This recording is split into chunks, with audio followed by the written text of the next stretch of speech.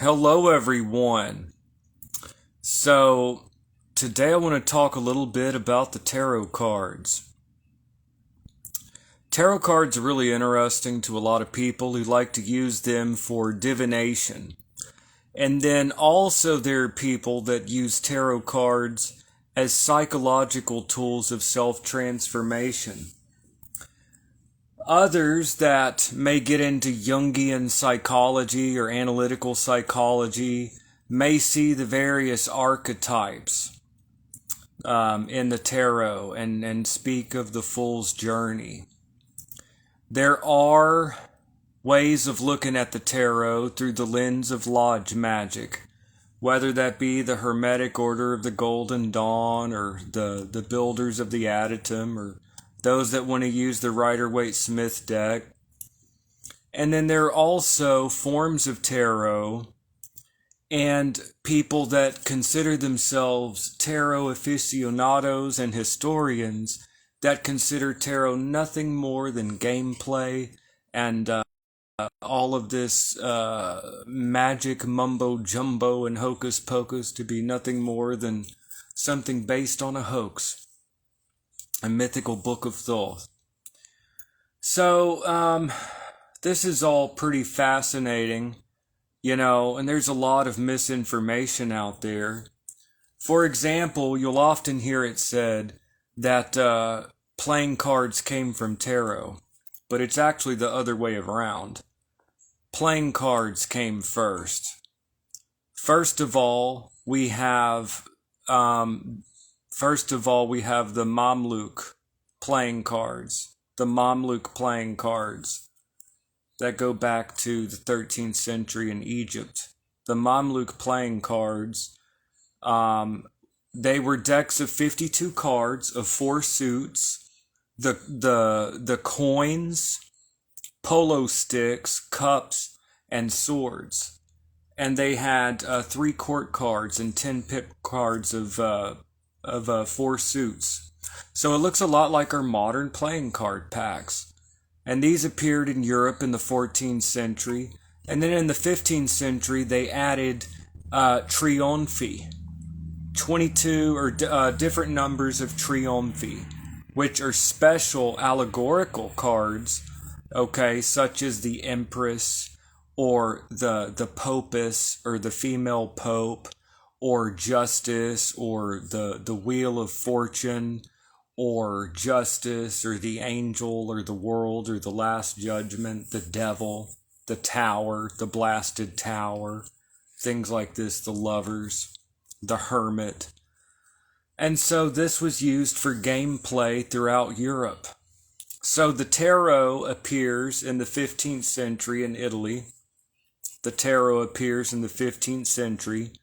And there's no evidence, no documented evidence of divination or anything occult going on until the 18th century.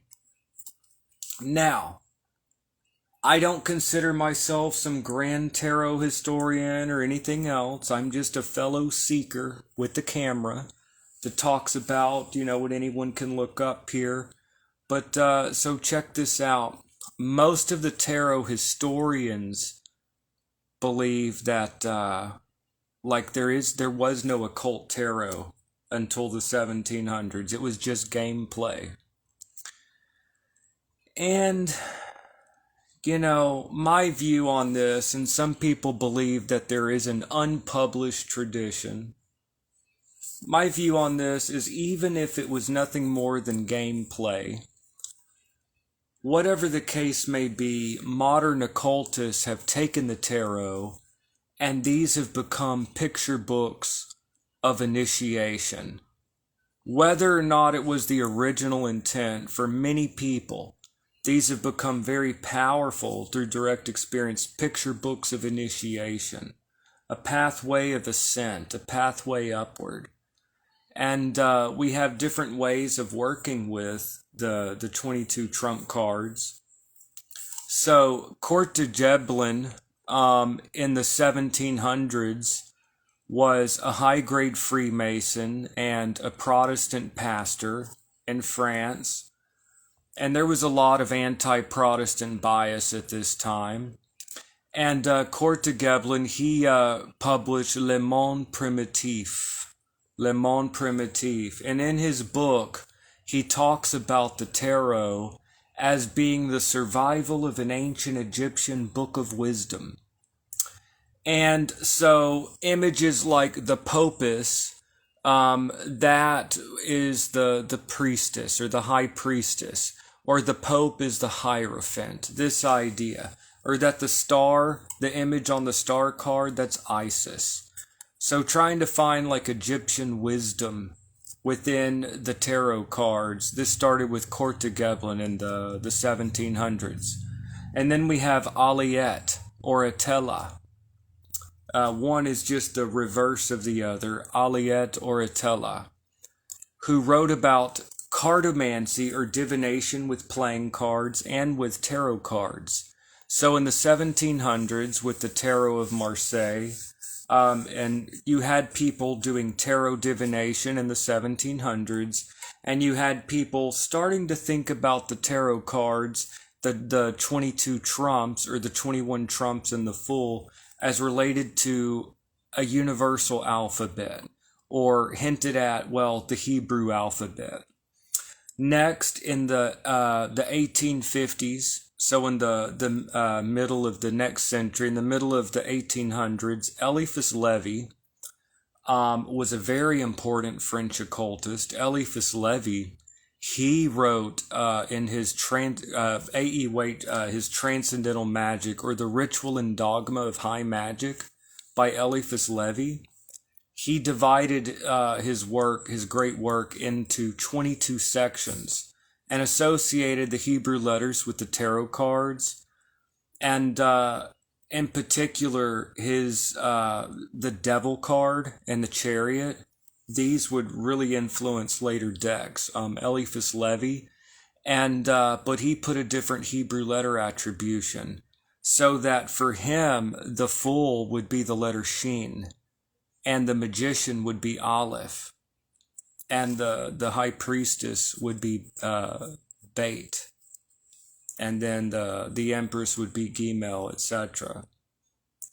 So it would try to match the gematria value of the Hebrew letter, such as Aleph is 1, so 1 is the Magician, with the number of the trump card.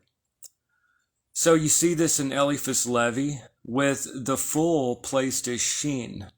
And then you see this continued in Papoose. Papoose, or Gerard and Cosse, who was very important in the Martinist movement and everything. Papoose, his Tarot of the Bohemians. If you read the Tarot of the Bohemians by Papoose, you see the kind of this French school of thought, where the Fool is associated with Shin, and therefore the Magician is Aleph, etc., etc. Now, then you have the Hermetic Order of the Golden Dawn, or the English school, the Hermetic Order of the Golden Dawn, which supposedly comes from cipher manuscripts, these Rosicrucian manuscripts, that corrects this and shows that the Fool is at Aleph, and the Magician is at Beit, and then the High Priestess is Gimel, etc., etc. Okay, and places the Fool at the beginning, so that 0 goes before the number 1. And then some people would say that this was a correction of Levi, while others would say that there was a note by Levi in the cipher manuscripts, and that Eliphas Levi knew the correct attribution, but that he concealed the true attribution because he didn't want to give up the hidden knowledge or whatever that he was initiated into. So there are different ways of looking at this. Those that follow this English Hermetic Order of the Golden Dawn way of doing the tarot, which is how I've come to, work things. And there's the Rider-Waite-Smith Pictorial Key to the Tarot. Arthur Edward Waite and Pamela Coleman Smith, who were both initiates of the Hermetic Order of the Golden Dawn, they created their own tarot. With the influences of Levi and everything else, the Pictorial Key to the Tarot by Arthur Edward Waite, and And then, of course, there's the Builders of the Adytum deck, and with Paul Foster Case. And then, of course, the Thoth deck of Crowley. And then, so there's different ways of working with the tarot. And then, like I said, there's some people that take more of a psychological approach, a totally different school of thought. For them, this is like the Fool's Journey, but it's a spiritual path too. It's more like this Fool's Journey, and I find the whole thing fascinating, so that some of the earliest depictions of the Fool showed feathers on his head, which implied like airheaded or stupid. But also feathers in the head could be associated with enlightenment, or the Fool blowing a bagpipe, well, a bag of wind, blowing a bagpipe, and Folies, and Mato, the madman, and also the holy man, but as an object of derision. Those that laugh at the mad, or instead of laughing with, but laughing at him, a laughing stock. The Fool, the holy madman. But this being placed at the top of the Tree of Life, this is those that are like in touch or whatever else, in the Tree of Life. If you look at it another way, the Fool is on one side and the Magician on the other. And this has nothing to do with modern Lodge Mag. It's just another way of looking at like wisdom and folly,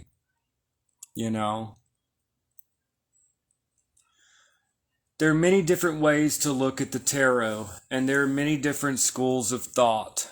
And I think instead of just going through one school of thought, to look at the various schools of thought and various ways that tarot could be approached from different angles, so that some people may see this specific approach to the tarot and go in this particular direction. Others may see another angle of tarot that they may want to approach. Some may want to follow one attribution and some another. But, I think that, working through the Tarot of Marseille and working through the different tarot decks and the Rider-Waite-Smith deck, I think looking at the overall picture of tarot and what it is, and working through the history and the Italian decks, I think that it would give kind of a broader perspective. And, is it a picture book of initiation, and how does it all work? And anyways, actually, since we're here, I might as well add a little bit here. Here, should I insert like the reading of an ebook with all of this, all of my gibberish here? It's not gibberish, but my ranting and raving, y'all. So where was I in the reading? Let me see here.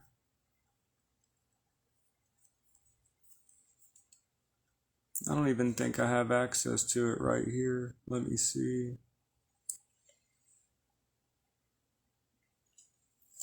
Well, y'all, there's so much to go into.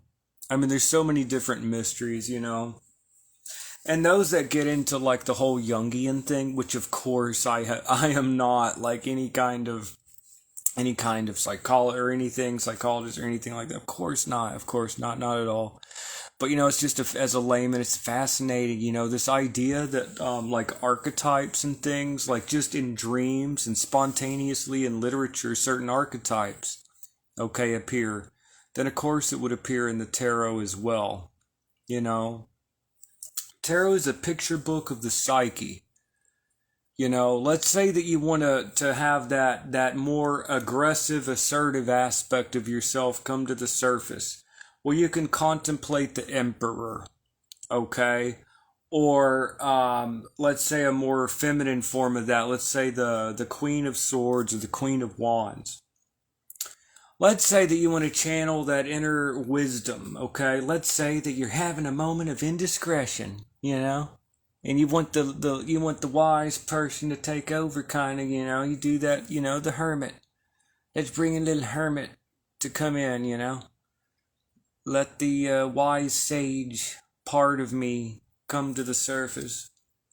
The wise sage. We all have the experience of failures, and we all have the experience of love, and we all have the experience of death, and we all have the experience of authority, and all the different aspects of life, the ups and downs, and the various cycles that we see and experience. So anyways, I think it's all pretty interesting. I wonder if I could even find where I was in that. Let me see here. If I could find it, then we will continue our reading. Let me see. Well, I think that's it for now. I wasn't prepared. and why would I add reading right now? I mean, I guess that's all that there is to say on that for right now. I want to go through like the history of tarot and go through all the different avenues, and I think that it'll be a rewarding to go through on this channel. In addition to everything else that we got going on, I think that it'll be cool, and we can start working through this systematically. And if we do that, instead of it just being like a few videos, we could like work through this step by step. It's like a tarot, private investigator, of the tarot. Got my magnifying glass and my Sherlock Holmes cap going, About to get into some tarot, y'all. About to make it happen. Anyways, and so I'll see y'all in the next video. More stuff coming out. Thank y'all for watching. And there's going to be, more stuff coming out. See y'all in the next video.